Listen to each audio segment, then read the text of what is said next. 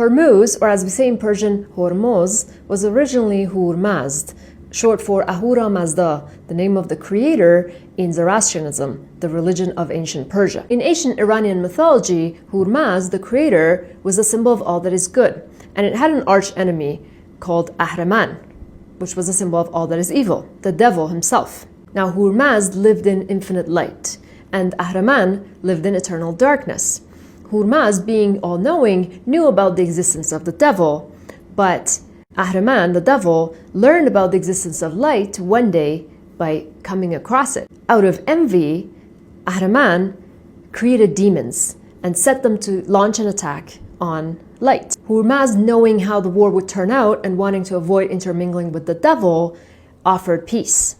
But Ahriman took it as a sign of weakness and rejected the offer. So Hurmazd, in its eternal wisdom, created time, because it was only with time that Ahriman, or the devil, would meet its own demise in the war that it had launched on light. And as such, the devil's war on light became a campaign with a timer attached to it, at the end of which, if it has not managed to conquer and destroy all light in the world, it will lose forever. Now, the ancient wisdom that has named the Strait must have been influenced by the idea of using time as an instrument of defeating darkness.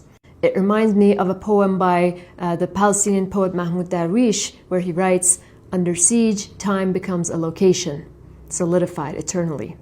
The ancient Iranians must have known that at the right time, the narrow passage of the Strait of Hormuz will become an instrument in controlling the devil's time demise. And right now, Donald Trump is helping speed that up by trying to copy Hurmazd's tactic. And as he does that, he falls right into his trap.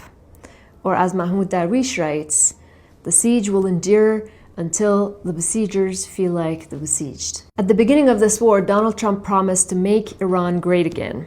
And I think this is the one thing that he has succeeded at.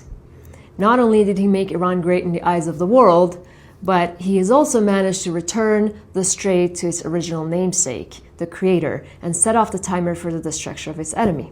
Now, this all might sound like just folktale to you until you think about the fact that in the ancient world, unlike today's messed up world where names are given by force and are erased by force, indigenous wisdom was employed in naming places. There's a reason, after all, that the Gulf has been known as the Persian Gulf throughout history. And I feel like this is just the beginning. We are going to see the stories of the ancient world play out in real time in front of our eyes. And maybe for that, and just for that, we have the true representative of Ahriman, the Donald himself, to thank for.